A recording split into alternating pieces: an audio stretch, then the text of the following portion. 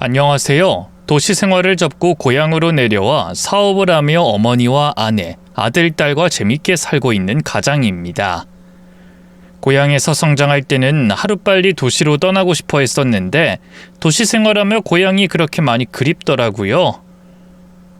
저의 사연은 한 인물로 인해 역대급 반전을 맞게 된 이야기입니다. 그 인물과 얽히고 설킨 무시무시한 이야기, 지금 바로 시작해 보겠습니다. 20살의 상경에 대학을 다녔고 스펙을 쌓고 대기업에 들어가 사회생활을 시작했습니다.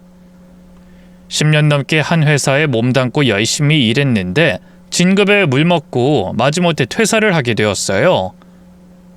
나가라고 등 떠밀듯 제 책상을 구석으로 옮겨줘서 버티고 버티다가 그만두게 됐죠.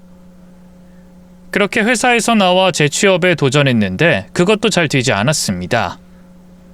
나이도 30 중반이고 경력직 월급을 줘야 하니 아무도 저를 불러주지 않더라고요. 그래서 아주 작은 사업을 시작하게 되었어요. 학원이나 식당을 홍보해주는 마케팅 회사를 차렸죠. 제가 회사에서 맡았던 일이 마케팅 쪽이라 자신 있어서 선택한 사업이었는데 나름 선전해서 대기업에 다녔을 때 받았던 월급만큼의 순수익을 벌었습니다. 30 후반대까지 사업에 몰두하며 지냈고 결혼 정년기는 조금씩 지나갔습니다.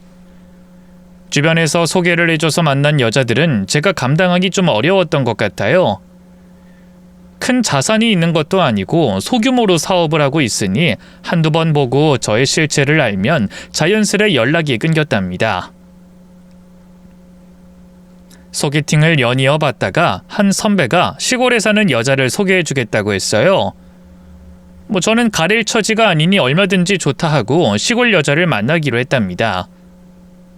며칠 뒤 시골까지 내려가서 소개팅을 했는데 생각보다 예쁘고 단아한 분이 나와서 저의 마음을 사로잡았답니다.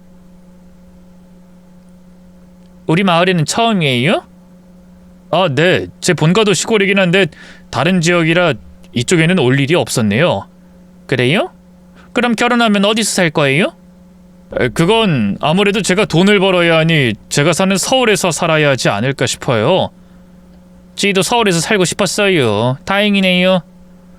소개받은 여자분은 예전에 저처럼 고향을 벗어나고 싶어하는 것 같았습니다. 더 많은 대화를 나눴는데 보면 볼수록 호감에다 관심이 많이 생겨서 또 보고 싶더라고요. 여자 쪽도 저를 마음에 들어하는 것 같아서 용기를 내 사귀자고 고백했고 만난 지 3시간 만에 연인 사이가 되었답니다. 장거리 연애는 피곤하고 힘들지만 설렘을 가지고 왔다 갔다 하니 좋더라고요. 나이가 곧 불혹인데 이런 감정은 정말 오랜만이었고 절대로 놓쳐서는 안 된다고 생각했습니다.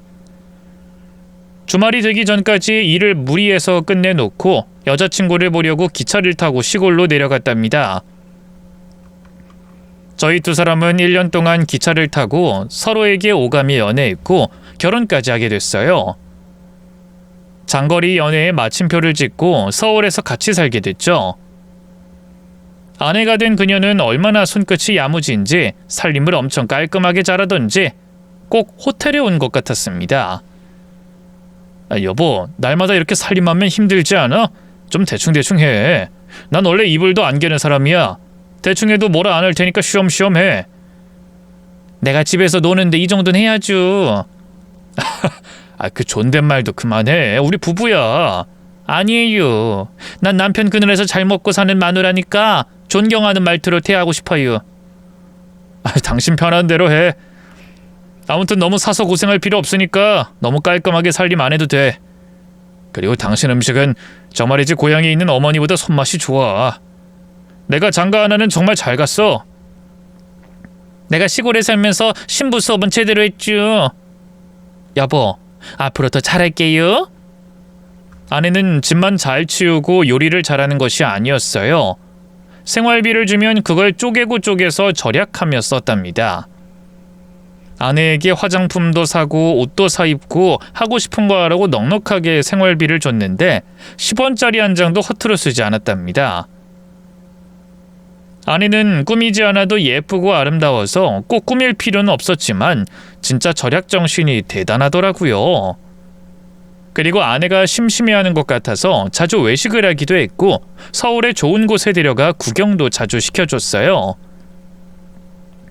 신혼부부라 그런지 붙어 다니는 게 좋아서 매주 두세 번씩은 밖에 나가서 데이트를 했답니다. 그런데 그 역시도 돈이 아깝다며 밖을 구경하는 것 말고는 비싼 식당 같은 곳은 아내가 가지 말자고 잡아 끌었습니다. 도시에 친구도 없고 지인도 없이 지내는 게 안쓰러워서 취미할 걸 하나 만들어주려고 했어요. 뜨개질 향초 만드는 공방에도 보내봤고 필라테스나 여러 운동을 보내기도 해봤어요. 아내는 재미도 없고 돈만 든다며 한 달 채우고 그만 다니겠다고 하더군요. 그러다 아내가 먼저 컴퓨터를 한 대 사달라고 했어요. 뭔가 해보겠다고 하니 아주 성능 좋은 컴퓨터를 한 대 사줬죠. 처음엔 포토샵이나 엑셀을 켜고 공부를 하는 것 같았는데 얼마 뒤부터는 아내가 게임을 시작했답니다. 당신 게임하네? 당신이 게임하는 거 보니까 신기하다. 재밌어? 여보, 이 자동차 경주 게임 아주 재밌네요. 나도 운전면허 따서 이렇게 달려보고 싶네요. 게임처럼 운전했다간 사고나. 그렇게 빨리 질주하는 건 게임이니까 가능한 거야. 그래요. 뭐가 됐든 이 게임은 참말로 재밌네요. 내 정신 좀 봐. 게임하느라 밥하는 거 까먹었네요. 조금만 기다려요. 아내에게 빈틈이 보이니 귀엽더라고요. 게임도 초등학생들이 하는 자동차 경주 게임을 하니 매우 순수해 보였답니다.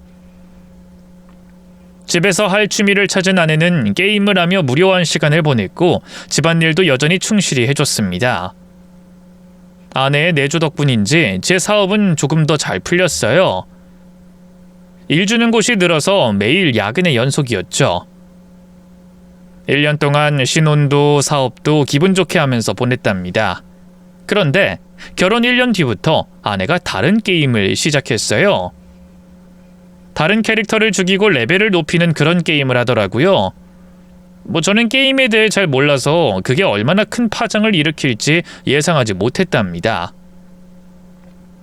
아내는 그 게임을 매일 했는데 밤에도 몰래 했어요.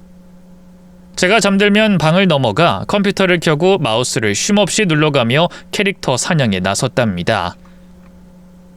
여보, 잠 안 자고 여기서 뭐해? 게임하는 거야? 적당히 좀 해야지. 왜 야밤에 게임을 해? 여보, 미안해요. 나 사냥 좀 더 하고 잘게요. 오늘 레벨 좀 높이고 자면 내일 술술 풀릴 것 같아요. 당신 게임 중독이야? 당장 꺼. 한 판만 할게요. 이걸 레벨 못 높이면 잠을 못 잘 것 같아서 그래요. 사춘기 애도 아니고 이게 뭐 하는 건지. 빨리 하고 방으로 들어와. 아내는 밤에도 그렇게 게임을 하더니 제가 일하러 나간 동안에 게임에 미쳐서 살림은 뒷전이었습니다. 이전에 깔끔한 정리정돈은 옛말이 되었고 개판 5분 전인 집 상태가 되었어요. 제가 현관문을 열고 들어가도 게임하느라 일어나지도 않았답니다. 당신 진짜 1억이야? 게임 좀 정도껏 하랬지? 지금 아주 큰 놈을 찾고 있어요. 나 이제 레벨업해서 내 캐릭터 한층 더 성장시킬 수 있어요. 그만두지 못해? 전기 코드 뽑아버리기 전에 당장 꺼! 저의 화에 아내는 얼른 게임을 끄고 나와 집 정리를 하더군요. 제가 괜히 컴퓨터를 사줬나 싶어 후회가 들기도 했지만 시골에서 외롭게 자란 아내가 딱해 보여서 적당히 잔소리하고 말았답니다. 그런데 게임 중독에 빠진 아내가 기어이 사고를 쳤습니다. 알뜰살뜰한 아내에게 이미 생활비 통장을 따로 줬는데 거기 들어있는 2천만 원의 돈을 게임 아이템을 사는 데 써버렸답니다. 실제 존재하지 않고 게임상에서 쓰는 것인데 그걸 2천만 원 주고 사버렸대요. 당신 미쳤어? 생활비 통장에 돈을 다 게임하는 데 써버렸다고? 이게 말이야 막걸리야? 당신이 사춘기 애도 아니고 그런 데다 돈을 쓰면 어떡해? 여보, 미안해요. 내가 게임에 빠져서 허우적대다가 이런 사고를 쳤네요. 그거 환불받아. 못 받아요. 아니, 안 받아요. 다른 사람한테 돈 주고 산 거고 나중에 팔면 더 비싸게 팔 수 있슈. 여보, 이것도 재테크 중 하나라고 생각해줘요. 뭐? 재테크? 당신 게임 때문에 집구석을 치우지도 않고 자다가도 게임하러 기어 나오는데 이제 더는 못 봐줘. 컴퓨터 내다 버리겠어. 그러자 아내는 컴퓨터 앞에 서더니 두 팔로 막았습니다. 진짜 어린 자식이랑 신랑이 하는 그림 같았네요. 여보, 안 돼요.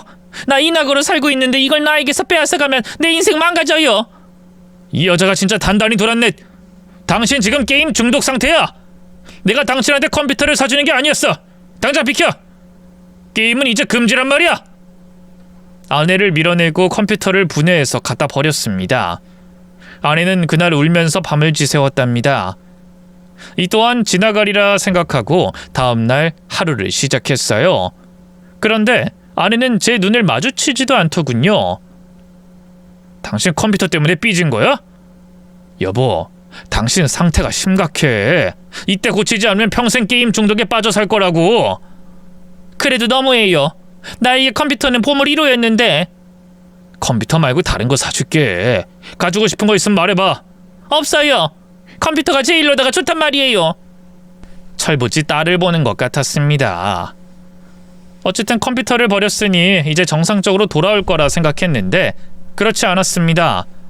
이 PC방이라는 곳이 있으니 매일 낮에 거기 가서 신나게 게임을 하고 들어왔어요. 저에게 들키지 않게 낮에만 가면 될 것을 시간 가는 줄 모르고 게임을 하다 밤에 들어오는 게 하루 이틀이 아니었습니다. 당신 정신이 있어 없어? 또 PC방 다녀온 거야? 그렇게 게임이 좋아? 미안해요. 내가 한번 좋아하게 된 건 끝까지 좋아하는 성격이라. 제가 당신을 평생 사랑하는 거랑 비슷한 거예요. 그래서 게임을 못 끊겠다? 여보, 우리 병원에 갈까? 같이 고쳐보자. 아내는 머리를 흔들면서 싫다고 말했고 PC방이라도 자유롭게 다니게 해달라고 애원했습니다. 이런 배우자를 둔 건 비단 저 하나뿐만은 아닐 것입니다. 게임에 빠진 남편들이 많다고 들었고 비싼 돈을 주고 아이템을 산다는 것도 익히 들었습니다. 그런데 저희 집안은 제가 아니라 아내가 게임에 중독이 된 거죠. 아무튼 아내가 게임을 못하게 막고 상담을 받아 치료가 되길 바랬습니다. 병원에 가서 중독 치료를 위해 약을 먹게 되었는데 신기하게도 바로 PC방 가는 걸 끊더라고요.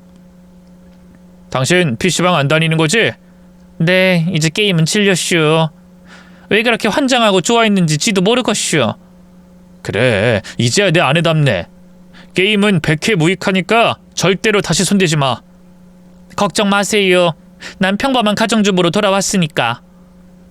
아내는 게임을 끊고 다른 취미가 생겼는지 외출을 자주 했습니다. 땀나게 운동하는 것이 좋다며 보통 낮에 나가서 2-3시간 요가와 러닝을 하고 들어왔어요. 안심하고 지내는데 어느 날 또다시 목돈을 쓴 아내의 생활비 통장을 보고 말았습니다. 여기 500만 원은 어디에 쓴 거야? 여보, 돈 쓸 데가 있었어? 말해봐. 그거 우리 친정엄니가 몸이 아파서 병원을 다니는데 제가 보태 쓰시라고 보내드렸슈. 장모님이? 그럼 이체를 시켜드리지 왜 출금을 했어? 그건 엊그제 엄니가 서울에 올라오셨슈. 나랑 밥 먹고 수다 떨다가 내려갔어요. 당신 거짓말하는 것 같은데. 내가 장모님한테 전화해서 물어볼까? 아니요. 미안해요. 아내는 한숨을 쉬더니 500만 원의 행방을 일러주더군요. 몰래 게임을 하고 있었고 또 아이템을 산다고 돈을 썼답니다. 이에 저는 통장을 빼앗고 아내에게 생활비도 일절 주지 않았습니다. 당신 얼마나 더 실망시킬 거야? PC방 다시는 못 가게 생활비 안 줄 거야. 필요한 게 있으면 내가 사다 줄게. 여보, 그건 좀 너무한 거 아니에요? 내가 게임을 줄여서 조금 하고 있는 건데 그것까지 하지 말라는 거예요?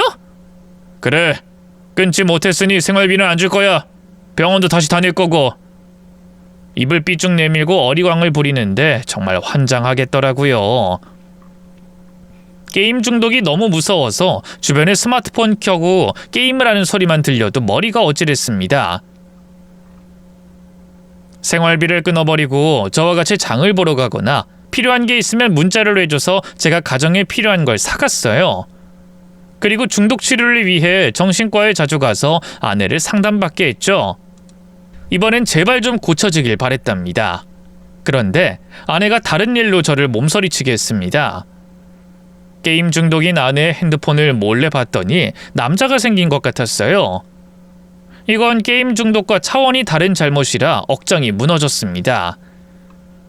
아내에게 떠보려고 하다가 현장을 잡고 혼쭐을 내주고 어떻게 해야 할지 생각하기로 했답니다. 위치 추적기를 사서 아내 신발에 부착해 외출하면 저는 사업장에서 바로 달려갔어요. 며칠 뒤 아내가 움직이길래 따라가 봤더니 도착한 곳은 모텔이었습니다. 노크를 했더니 문이 열리며 어떤 남자가 누구냐고 묻더군요. 그 남자 뒤로 속옷만 입고 컴퓨터 게임을 하고 있는 아내가 보였습니다. 확인을 했으니 바로 남자놈에게 주먹을 날렸습니다. 그리고 아내의 머리채를 잡아 귀싸대기를 날렸어요. 모텔에 와서 남자랑 바람 피우고 게임까지 하고 있네. 아주 가관이구나. 여보, 여긴 어떻게 알았어요? 당신이 하도 수상해서 따라다녔어. 그런데 진짜 기가 막힌 장면을 보네. 바람을 피워? 오늘 내 손에 갈려버릴 줄 알아. 아내와 상간남을 구석에 몰아놓고 사정없이 밟아주고 패줬습니다. 상간남에게 절대 가만두지 않겠다며 고소를 하겠다고 하자 그놈이 주둥이를 열었습니다. 선생님, 저 누나랑 처음이에요. 우리 게임상에서 만난 게임 친구였는데 누나가 먼저 만나서 아이템 주면 자준다고 해서 온 거예요. 누나가 게임상에 유명해요. 남자들이랑 가볍게 만나서 즐기는 걸로 유명하다고요. 뭐? 아주 기가 막히구만. 그래, 그럼 그놈들 연락처랑 주소 다 내놔봐. 선생님, 게임 아이디 다 알고 있으니까 알려드릴게요. 제발 저 좀 보내주세요. 아니, 네 놈이 다시는 남의 여자 못 건드리게 남자 구실 못하게 만들어버릴 거야. 간다 이 자식아. 선생님, 거긴 안 돼요. 발로 그곳을 짓밟고 후려 갈겼습니다. 이어서 아내도 섭섭치 않게 두들겨 패줬죠. 저는 아내와 바람 피운 놈들을 하나하나 찾아다녔답니다. 아내가 불러내서 삼자대면하고 돼질 만큼 아프게 혼내줬어요. 그렇게 상간남들을 작살내고 아내를 쥐잡듯이 잡고 나서 도저히 같이 살 수 없을 것 같더라고요. 바람을 한 명도 아닌 5명이랑 피웠는데 어떤 남편이 용서를 하고 이해하겠어요? 저는 아내에게 이혼장을 내밀었습니다. 찍어. 당신한테 달라는 거 없어. 조용히 찍고 끝내자. 여보, 한 번만 봐주세요. 제가 잘못했어요. 잘못이 너무 커서 용서가 안 돼. 그리고 내가 지금 제정신이 아니라 당신 내 옆에 있으면 송장될지도 몰라. 나 무슨 짓을 벌일지 모른다고. 그러니까 이혼하는 게 당신에게도 좋을 거야. 나랑 이혼해서 게임을 하든 게임상 만난 남자들이랑 바람을 피우든 실컷 하고 싶은 대로 하면서 살아. 당신 인생 찾아가라고. 여보, 꼭 이혼을 해야 해요? 다른 방법은 없는 거예요? 없어, 이혼해. 질질 짜지 말고 도장 찍어라. 나 들어가서 잘 테니까 내가 다시 나왔을 땐 이혼장에 도장이 찍혀 있어야 한다. 알았냐? 저는 확실하게 이혼하자고 일러주고 이혼장을 거실에 놓고 안방에 들어갔습니다. 푹 자고 일어나면 아내가 제가 말한 대로 도장을 찍었으리라 생각했죠. 아침에 일어났더니 방문 사이로 장모님 목소리가 들렸습니다. 아내가 이혼하기 싫어서 부른 모양이었습니다. 저는 문을 열고 나가 장모님한테 대충 인사했습니다. 장모님 오셨어요? 어쩐 일이세요? 이서방, 얘기 다 들었네. 내 딸이 미친 짓 하고 돌아다니는 거 다 들었어. 이서방, 근데 이 기집애가 반성하고 후회하고 있어. 다시는 게임도 안 하고 남자도 절대 만나지 않겠다고 다짐했어. 자네가 한 번만 용서해주면 안 되겠나? 안 됩니다. 이미 결정한 거예요. 도장 찍었나요? 당신 장모님은 뭐하러 부른 거야? 내가 이런다고 이혼을 안 할 것 같아? 제가 확실하게 헤어질 거라고 확언하자 장모님과 아내가 무릎을 꿇고 두 손을 싹싹 빌기 시작하더군요. 이서방, 제발 한 번만 용서해주게. 이 늙은 나를 봐서 한 번만 봐주게. 내가 딸을 잘못 키웠어. 그래서 이사달이 난 거야. 내가 두고두고 혼내주고 다시 가르치겠네. 장모님, 이런다고 달라지는 게 없다니까요. 다시 가르쳐서 다른 남자한테 시집 보내시면 되겠네요. 얼른 일어나세요. 그러자 장모님은 엉엉 울기 시작했어요. 내 탓이네. 내 남편이 죽고 혼자 밖에 나가서 돈만 벌어서 딸내미 교육을 제대로 못 시켰어. 시골 바닥에서 외롭게 큰 게 아마 큰 문제였을 거야. 모든 문제는 나로 인해 생긴 거네. 제발 한 번만. 장모님이 하도 많이 울면서 빌어서 난감하더라고요. 일단 장모님을 진정시켜야 할 것 같아 마음에 없는 소리를 했습니다. 장모님, 그럼 생각해 볼게요. 제가 한 번에 마음을 바꾸지 못하니까 시간을 좀 주세요.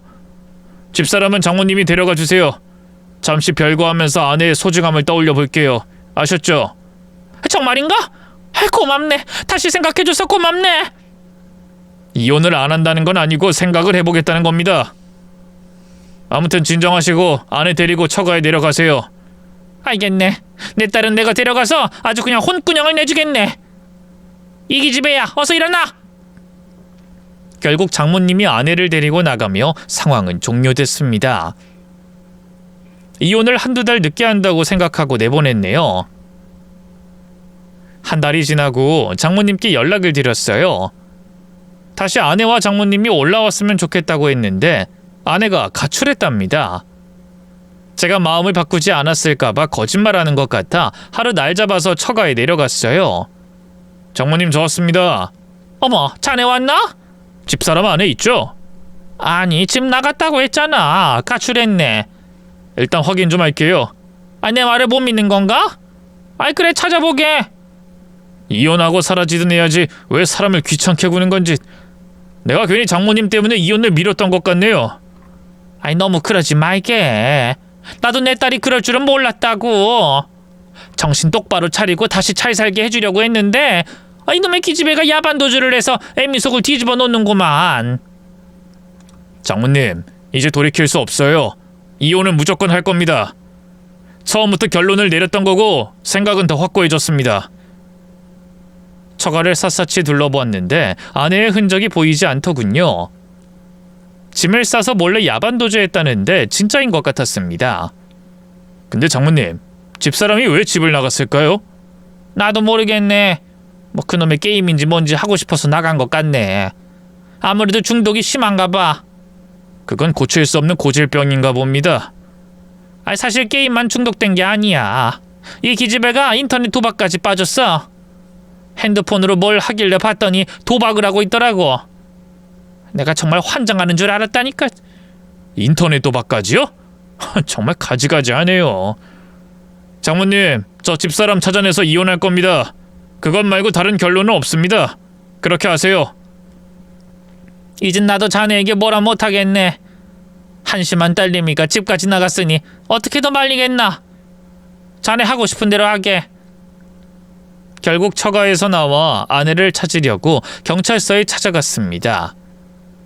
가출인으로 신고하고 빨리 찾아달라고 했어요. 그런데 아무리 부부여도 위치를 알려줄 수 없다고 하더군요.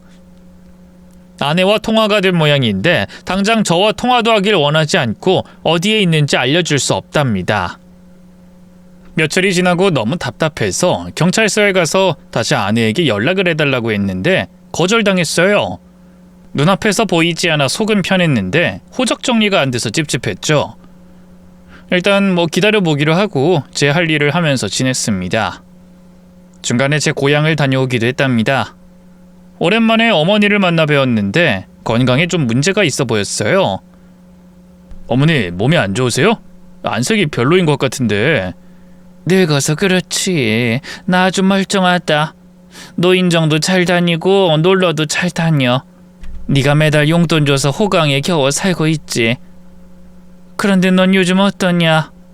어머니, 사실은 저 이혼하려고요. 지금 별거 상태예요.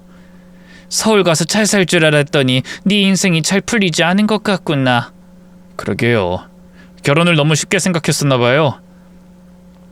아무튼 집사람이 저지른 짓이 보통이 아니에요. 저는 어머니께 미주알 고주알 아내가 벌인 짓을 말씀드리고 정리할 거라고 했어요. 어머니는 혀를 차며 순진한 여자인 줄 알았는데 사람을 잘못 봤다고 한탄하셨습니다. 그리고 하루빨리 아내를 찾아서 호적 정리를 하고 재혼하라고 하셨네요. 다시 서울로 올라와 혼자 지내는데 시간은 빨리 흘러갔고 아내가 가출한 지 1년하고 한 달 만에 돌아왔습니다. 뭐 사실상 남남이었으니 도장만 찍으면 끝날 텐데 아내가 좀 충격적인 모습으로 돌아왔어요. 아니, 당신 뭐하고 다녔길래 품에 아기가 있어? 글쎄 애까지 낳은 거야? 여보, 오랜만에 왔어요. 미안해요. 내가 그 게임하던 남자랑 놀다가 마음도 주고 몸도 줬는데 애까지 낳게 됐네요. 근데 남자놈이 도망을 가버렸어요. 아기가 태어나니까 무서웠는지 야반도주 했슈. 에휴, 정말 네 인생은 평범하지가 않네. 끔찍하고 징그럽다. 난 당신에 대한 마음이 조금도 남아있지 않으니까 이혼장에 도장 찍고 나가. 이젠 호적 정리해야지. 알겠슈. 그렇게 하려고 찾아온 거예요. 그동안 저 때문에 마음고생 많았죠? 사과드려요. 알았으니까 도장 찍고 법원에 나와. 끝이니까. 여보, 그런데 오늘 하루만 재워주면 안 되겠슈? 우리 아기랑 갈 곳이 없어요. 뭐? 그래, 뭐 하루 자고 가. 시끄럽게 하지 말고 조용히 자고 가. 저 여보, 마지막으로 할 말이 있어요. 혹시 저를 다시 받아주고 이 아이를 같이 키울 순 없는 거예요? 그걸 말이라고 하냐? 이 멍청한 여편네야? 나더러 혼의 자식을 같이 키우자고? 진짜 역겹다. 당신이라는 여자랑 결혼한 내가 바보 천치지. 입 다물고 내일 아침에 나가. 알았어요. 혹시나 해서 물어봤네요. 우리 아기는 아빠 없이 커야겠네요. 불쌍한 것. 진짜 불쌍한 건 나야 나. 에휴, 말해서 뭐 하겠나. 말이 통하질 않는데. 아내는 작은 방을 차지하고 하룻밤을 보냈습니다. 이혼하기도 전에 혼외자 자식까지 낳아온 아내가 괘씸하지만 이미 조금의 정도 남아있지 않아서 화도 나지 않았답니다. 다음 날 아침 아내가 아기와 쿨쿨 자고 있어서 그냥 내버려두고 출근했어요. 알아서 나가겠거니 생각했죠. 그날은 컨디션이 안 좋아 지하철을 타고 사무실에 나갔답니다. 일거리가 많아서 다 처리하고 밤 9시에 퇴근해서 집에 돌아갔는데 주차장에 제 차가 보이지 않았어요. 또 아내가 무슨 사고를 쳤을까봐 얼른 집 안으로 뛰어들어갔습니다. 아내와 아기는 없었고 집안 엉망이었습니다. 여기저기 뒤져본 흔적이 남겨져 있었어요. 뭔가를 훔쳐간 것 같아 통장과 카드를 보관하는 서랍을 열어봤는데 싹 다 없어졌더라고요. 저는 핸드폰에 알림 문자를 오지 않게 설정해서 카드 사용 내역을 알기 위해 카드사에 전화를 했습니다. 현금 서비스로 수백만 원을 인출했다고 하더군요. 그리고 생활비 통장에 있던 1,000만 원을 싹 빼갔고요. 게다가 제 차를 담보로 사채까지 받았답니다. 정말 기가 막혔어요. 그렇게 한몫 제대로 훔쳐서 도망간 아내에게 전화를 했더니 당연히 받지 않았어요. 너무 화가 나서 어떻게 할지 고민하다가 사기 고소를 하기로 했습니다. 부부간에도 사기죄가 성립한다고 해서 이젠 바로 고소를 할 수 있다네요. 제가 입은 피해 금액을 적고 정식으로 형사고소를 했답니다. 이제 경찰에 잡히기만 하면 끝장을 낼 수 있었는데 아내가 도망을 잘 다니는지 한 달 동안 잡히지 않았답니다. 어디 숨어서 제 돈을 쓰고 있을 거라 생각을 하니 부하가 치밀어 올랐죠. 그러다 숨어 사는 것이 무서웠는지 저에게 전화가 걸려왔어요. 여보, 나 신고했어요? 경찰들이 날 잡는다고 왔는데 겨우 도망 나왔어요. 그래, 신고했어 이 사기꾼아. 내 돈 훔치고 사채까지 쓴 나쁜 여자야. 지금 어디야? 거기 어디냐고? 내 집에 들어와서 이혼하겠다더니 돈만 훔쳐서 나간 거야? 당신 그러고도 사람이야?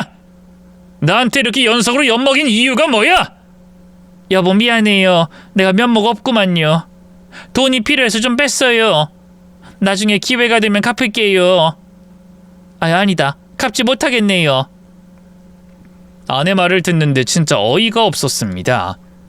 본성이 원래 이 모양이었는데 그걸 제가 알아차리지 못한 게 천추의 한이었습니다. 당신은 애기가 불쌍하지도 않아? 애 데리고 어디서 뭐 하는 거야? 애기는 친정에 가서 맡겼어요. 여보, 나 무서워요. 돈을 다 쓰고 나니까 감옥에 갈 생각이 들고 겁이 나서 살질 못하겠어요. 이게 장난하나? 이씨. 실컷 날 가지고 놀고 돈까지 다 훔쳐간 여자가 이제 와서 무섭다고? 당신 지금 어딘지 말해! 여보 미안해요. 내가 게임이랑 도박에 미쳐서 당신 돈도 많이 가져다 썼고 우리 엄니 돈도 훔쳐서 날렸어요. 난 이제 그만 살려고요. 지금 뭐 하자는 거야? 여보 미안했고 고마웠어요. 지금이라도 돌아오면 고소 취하할게. 내 돈 돌려주고 이혼만 하면 그냥 없던 일을 할게. 아니요. 돈이 없어요. 그리고 벌은 제가 스스로 받을게요.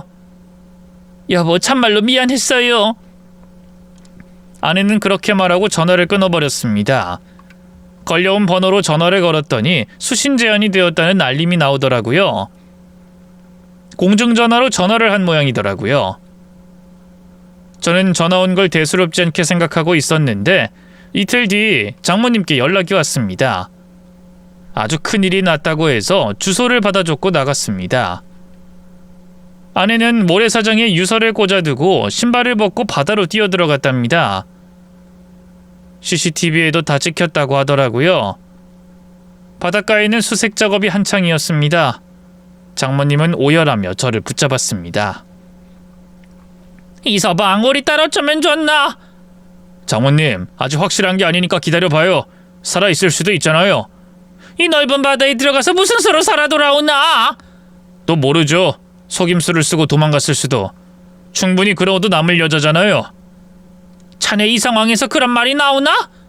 우리 딸이 저 차가운 바다 안에 있다고? 죄송하지만 저한텐 사기꾼일 뿐입니다. 제 돈 훔쳐 도망간 사기꾼이요. 아무튼 기다려봐야 한다니까 기다려보죠. 저는 먼저 서울에 올라갑니다. 저 못된 사람 같은 이라고. 아무리 그래도 자네와 결혼한 사람이야. 그 말을 씹고 그냥 제 갈 길 갔습니다. 아내가 실종되고 나서 제 일은 이상하게 풀리지 않았습니다. 제가 아내를 아직 사랑하는 것도 아니고 생각나고 그리운 건 절대로 아닌데 일이 손에 잡히지 않았어요. 또 게을러져서 출근도 늦게 하고 어떤 날은 그냥 쉬어버렸습니다. 한 달 넘게 그렇게 지내다 보니 여긴 제가 살 곳이 아닌 것 같다는 생각이 들었습니다. 아내의 흔적도 남겨져 있고 제가 심리적으로 회복을 하려면 떠나야 할 것 같았어요. 그래서 과감하게 회사를 접어버리고 집을 팔고 고향집으로 내려갔습니다. 어머니 저 왔어요. 아이고 우리 아들 내려왔네. 너 정말 서울 생활 정리한 거냐? 네, 고향에 오니까 엄청 좋네요. 나 여기서 살려고요. 잘 생각했다. 나도 혼자 적적했는데 네가 같이 지내면 좋지. 어머니 저 배고파요. 밥 좀 주세요. 오랜만에 어머니의 밥을 먹고 늘어지게 잠을 잤습니다. 그런데 어머니가 방문을 열고 들어오시며 화들짝 놀라셨어요. 깜짝이야. 아들 너 언제 왔니? 아니, 어머니 그게 무슨 소리예요? 아침에 와서 어머니가 차려준 밥 먹고 낮잠 자고 있는 거잖아요. 그랬나? 아유 내 정신 좀 봐. 요즘 건망증이 심해졌거든. 어머니는 정신이 오락가락한다고 하셨는데 제가 걱정해야 할 정도로 심각한 것 같아 보였어요. 그래서 어머니를 모시고 병원에 갔습니다. 초기 치매 판정을 받으셔서 가슴이 미어졌습니다. 어머니, 아들 하나 있는 게 어머니 신경을 못 써드려서 죄송해요. 서울에서 바쁘게 살던 녀석이 날 어떻게 신경 쓰냐. 엄마는 괜찮다. 어머니, 그래도 약 잘 드시고 운동 열심히 하면 좋아질 거래요. 저랑 같이 운동 다녀요. 그러자. 아, 근데 나 지금 기억난 게 하나 있다. 네 장모 말이다. 우리 노인정에 왔었어. 다른 지역 살다가 이쪽으로 이사를 온 모양이야. 네? 아이, 그럴 리가요. 이쪽엔 아무런 연고가 없는 걸로 아는데 뜬금없이 이 동네로 왔다고요? 그리고 집사람이 바다에 실종됐는데 이사할 정신이 있었을까요? 분명히 봤다니까. 너도 한번 같이 노인정 가보자. 분명히 나올 테니까. 그래서 다음날 어머니를 노인정까지 모셔다 드렸는데 거기서 장모님을 뵙게 됐습니다. 어머니의 말씀이 맞았더라고요. 저는 놀라며 장모님께 다가갔습니다. 아니, 장모님, 여기서 뭐 하세요? 그새 이사를 오셨어요? 이서방이구나. 자네 모침 뵙고 나도 많이 놀랐네. 자네 집이 이 동네인 건 몰랐네. 여기엔 왜 이사를 오셨죠?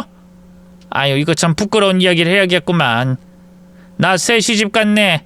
내 새 남편이 옆 동네에 집이 있거든. 거기서 산 지 며칠 안 됐네. 딸이 실종 상태인데 새 시집을 갔다는 게 너무 어처구니가 없었습니다. 제 아내만 이상한 여자가 아니라 장모님도 심히 이상한 사람이었습니다. 재혼을 하셨다니 참 놀랍네요. 집사람 소식은 없죠? 아직도 차가운 바다에 있겠지. 장모님, 뭔가 숨기는 게 있는 것 같은데요? 솔직히 말씀해 보세요. 집사람 어디 있는 거예요? 아이, 지금 무슨 말 하는 건가? 뭐 그럼 내가 우리 딸이 살아있는데 감추고 있다는 건가? 날 뭘로 보고 그딴 소리를 하나? 장모님, 솔직하게 고백하세요.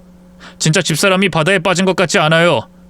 사기꾼으로 잡히는 게 무서워서 쇼를 벌이고 숨은 것 같다고요. 내가 당한 게 있어서 의심이 충분히 간다고요. 그러자 장모님은 화를 버럭 내셨습니다. 자신의 딸을 2번 죽이는 소리를 하느냐며 삿대질을 하며 침을 열심히 튀겨가며 뭐라 하셨어요. 저는 괜한 말을 한 것 같아 죄송하다 말씀드리고 노인정에서 나왔습니다. 그날 이후로 장모님은 노인정에 오시지 않았다 합니다. 어머니를 모시고 병원으로 가려는데 저에게 이런 말씀을 하시더라고요. 아들, 나 아까 전에 며느리 봤다? 논길을 걷는 걸 봤어. 어머니, 치매가 심해지셨어요? 그럴 리가요. 실종된 사람인데 여기 있을 이유가 없잖아요. 아니야, 분명히 봤어. 며느리가 분명해. 진짜요? 어딜 가면 볼 수 있는데요? 논길로 가보자. 아마 거기서 일하고 있을 거야. 저는 장모님이 이 마을에서 살고 있으니 충분히 그럴 가능성이 있다고 판단했습니다. 사기꾼이 바다에 빠진 쇼를 벌이고 숨어 사는 것일 수도 있겠구나 생각했답니다. 그래서 어머니와 논이 깔린 길을 지나가는데 바로 손짓을 하셨어요. 저기 있다, 내 며느리. 네 마누라가 저기서 모내기 하고 있다고. 조금 거리가 있었지만 여자의 얼굴이 한눈에 들어왔습니다. 그런데 어머니가 틀렸더라고요. 에이, 어머니, 제 아내가 아니에요. 전혀 다른 사람이에요. 뭐? 며느리가 아니었어? 이상하다. 내 며느리처럼 느껴졌는데. 치매 초기인 어머니는 괜히 딴 사람을 며느리로 착각하셨더라고요. 그 여자는 저희 모자가 대화하는 걸 보고 가까이 다가왔습니다. 아주머니 안녕하세요. 오늘은 아드님이랑 같이 계시네요. 저한테 며느리라고 하시더니 이제는 아니라는 걸 아시겠죠? 죄송합니다. 그 어머니가 착각을 하신 모양이에요. 괜찮아요. 제가 노처녀라서 누구의 며느리라는 소리를 들으니 꽤 재밌더라고요. 아무튼 죄송해요. 여기 근처 사시나 봐요. 네, 저희 부모님이랑 같이 저기 파란 집에 살아요. 그렇구나. 그럼 나중에 또 뵐게요. 어머니, 확인했으니까 얼른 병원에 가요. 병원에 가서 다시 약을 지어왔어요. 한 달 정도 시골에서 살다가 일이 필요해서 노처녀라고 소개했던 여자의 집에 찾아갔습니다. 제가 농사를 지어본 적은 없지만 할 수 있는 일이 있으면 시켜달라고 했죠. 어르신은 자신의 딸을 따라다니면서 일을 배우라고 하셨고 일당도 섭섭치 않게 챙겨주신다고 하셨습니다. 도시의 묵은 때를 벗어버리고 완전한 시골 남자가 되어 농사를 짓기 시작했어요. 일이 힘들지만 아주 재밌었습니다. 성재씨, 농사가 재밌네요. 하루 이틀하고 안 나오실 줄 알았는데 잘 버티시네요. 저도 먹고 살아야 하고 어머니를 모셔야 하니까요. 그런데 아내분은 왜 같이 안 오셨어요? 그게 설명하면 긴데 저랑은 이혼한 것과 다름없습니다. 진작에 도장 찍었어야 했는데 그걸 미루다가 아직 호적 정리가 안 됐네요. 그리고 아내는 실종 상태고요. 아유, 저런 큰일을 겪으셨구나. 큰일을 겪고 순자 씨처럼 좋은 분을 만나지 않았습니까? 네? 그거 그냥 칭찬이죠? 글쎄요, 저도 잘 모르겠는데요. 알아서 해석하세요. 저는 농사일을 하며 성자 씨에게 마음이 갔습니다. 평범한 외모이지만 일하는 모습이 눈부시게 아름다웠고 하루 종일 봐도 집에 가면 보고 싶어지는 사람이었습니다. 그런데 제 호적 상태가 완벽하게 깨끗하지 않고 성자 씨는 미혼인 아가씨라서 섣불리 고백을 하지 못했어요. 그렇게 시간은 1년이 흘렀습니다. 새 시집을 간 장모님이 저희 집을 찾아오셨어요. 이서방, 우리 딸 사망 처리가 됐네. 이제 이 세상 사람이 아니야. 바다에 빠져 실종된 거라 1년 만에 사망 처리가 됐다고 했어요. 아내는 바다에 빠진 걸 사기친 게 아니었나 봅니다. 아, 그렇군요. 그럼 저는 사별한 걸로 정리가 됐네요. 알겠습니다. 그만 가보세요. 자네 우리 딸 앞으로 보험 들어놓은 거 있지? 그거 얼마나 되나? 저는 순간 머리가 번뜩였습니다. 그동안 저와 아내의 보험금을 자동이체로 해놔서 적지 않은 보험금을 받을 거라는 걸 알았습니다. 꽤 됩니다. 사망보험을 4개씩 들었으니까요. 뭐? 4개씩이나? 자네 내 딸이 그렇게 될 줄 알고 보험을 들어놓은 거 아니야? 그럴 리가요. 결혼하자마자 들어놓은 겁니다. 그래? 아무튼 그럼 내 딸의 보험료 중 나한테 얼마나 줄 건가? 뭐라고요? 장모님 그걸 말이라고 하세요? 내가 왜 장모님한테 보험금을 줘야 합니까? 집사람이 내 돈을 얼마나 많이 썼는지 기억 안 나세요? 그건 그거고, 그리고 자네가 받을 보험금이 훨씬 많은 거 아닌가? 나도 충분히 받을 자격이 있네. 장모님, 보험금 모두 제가 냈습니다. 수혜자도 저고요. 이건 고소를 하나마나 모두 제가 받게 되거든요. 괜히 허파에 바람든 말씀하지 마시고 돌아가세요. 그렇게 말하고 나가라고 했더니 성질을 내기 시작했습니다. 나 지금 손녀 키우는 거 알지? 내 딸이 낳은 자식을 키우고 있단 말이야. 그 애를 키우려면 돈이 필요하다고. 내 새 남편 눈치 보여서 꼭 돈을 받아야 해. 웃기는 말씀만 하시네요. 집사람이 혼의 자식을 낳은 건데 그 아이를 왜 제 돈으로 키우겠다는 겁니까? 그만하시고 집에 가서 손녀나 보세요. 장모님은 돈 앞에 눈이 돌았는지 제 뺨을 날렸어요. 이놈아, 내 딸은 원래 순진하고 순수한 아이였어. 자네한테 시집 가고 나서 그렇게 변했다고. 자네 책임이 크다는 거 왜 자네만 모르나? 억지 부리지 마세요. 제가 뭘 어쨌다고. 집사람이 게임 중독에 빠지고 바람을 피우고 도박까지 한 건데요. 난 성실하게 사업하면서 살았어요. 아내한테 부끄러운 모습 보이지도 않았고 그런 짓들 하라고 부추긴 적도 없습니다. 그러자 다시 제 뺨을 날리려고 했는데 이번엔 저희 어머니가 먼저 장모님의 뺨을 갈겼습니다. 이 옆에 내가 내 아들 얼굴에 손을 대? 어디서 행패야? 사돈, 딸 잃고 서러워 죽겠는데 보상도 못 받아요? 억울해서 꼭 받아야겠습니다. 그럼 오늘 결단을 내자. 당신이 내 손에 착살이 나든지 아니면 나와 아들을 착살내고 보험금을 가져가든지 해보자고. 어머니가 장모님의 양뺨을 엄청 빠르게 날리셨습니다. 말릴 새도 없이 수십 대를 갈겨서 장모님은 방바닥에 누워 있었습니다. 아니, 내 딸의 목숨값을 받겠다는데 그게 그렇게 잘못이에요? 내 아들 핏바람 먹고 살다가 되져버렸는데 왜 목숨값을 내 아들한테 받아? 뭐라도 받아내야 딸을 잊을 수 있을 것 같아서요. 이거 완전 도라이네. 그래, 받을 건 내가 주지. 앞으로 정신이 들게 싸대기를 아낌없이 주겠어. 어머니가 장모님을 개처럼 두들겨 패는데 그걸 그냥 구경만 했습니다. 제 인생에 큰 충격과 공포를 줬던 전철을 생각하니 그렇게 혼을 내줘도 괜찮다고 생각했습니다. 아니, 솔직히 속이 후련했습니다. 한참을 얻어맞은 장모님은 질질 짜면서 돌아갔습니다.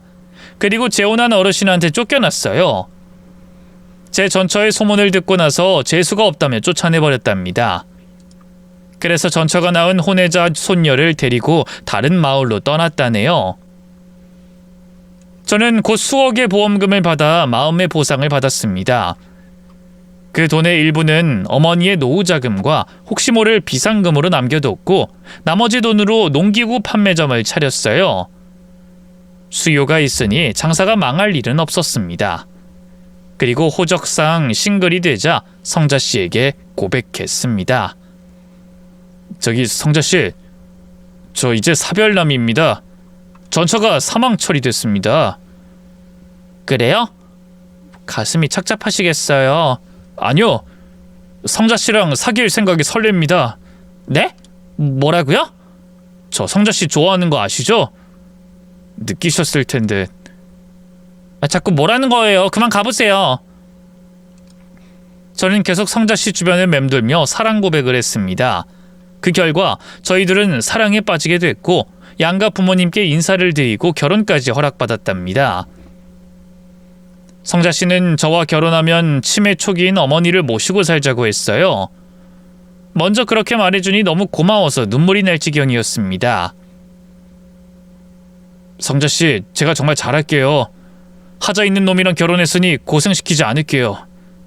그래요. 나도 이제 남편 그늘에서 편하게 살아봅시다. 농사는 이제 동생이 와서 짓는다니까 이제 완전히 일에서 손을 뗄 거예요. 고마워요. 그럼 우리 아들, 딸 농사만 지읍시다. 그게 뭐예요? 농담도 참 재밌게 한다니까. 농담 아닌데요. 우리 둘 다 나이가 있으니까 서둘러야 한다고요. 장인 장모님도 얼른 자식 농사부터 지으라고 했잖아요. 어서 집으로 들어가요. 아니면 산속으로 들어갈까요? 아유, 내가 못 살아.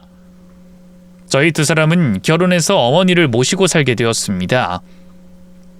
제가 밖에 나가 일하는 동안 아내는 집안일을 하고 어머니를 돌봐줬죠. 그게 너무 미안해서 되도록 빨리 퇴근했답니다. 여보, 오늘 힘들었지? 저녁은 내가 차릴게. 들어가서 좀 쉬어. 나 힘든 거 없었어. 어머님은 치매가 아닌 것 같은데 전혀 모르겠어. 총명하시고 엄청 부지런하셔.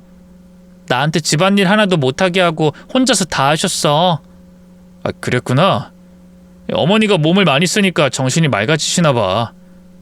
아니다. 당신이 우리 집에 들어오고 나서 총명해지신 것 같아. 이게 다 우리 마누라 덕분이라니까. 여보, 고마워. 또 고마울 일이 있는데. 나 임신했다? 그것도 쌍둥이로. 뭐? 임신? 그게 정말이야? 응. 이란선 쌍둥이로 아들, 딸이 내 뱃속에 있대. 당신은 진짜 복덩이야, 복덩이. 두 번째 결혼 생활은 정말이지 천국 같았습니다. 정말 착하고 순하고 지혜로운 데다 허튼 짓을 하지 않으니 더할 나위 없었어요. 저희는 이듬해 아들, 딸 쌍둥이의 부모가 되었답니다. 어머니는 언제 그랬냐는 듯 아주 건강하고 총명하셨고요. 지금 이렇게 제 과거 이야기를 해서봤더니 재밌는 것 같네요. 전처가 벌인 짓과 결말까지 흥미진진하지 않나요? 늦게 배운 도둑질이 무섭다는 말보다 본성을 숨기고 살아왔다는 말이 전처에게 어울리는 것 같습니다. 저는 그렇게 생각해요. 여하튼 제 사연은 이렇게 막을 내립니다. 모두 건강하시고 좋은 하루 보내세요. 감사합니다.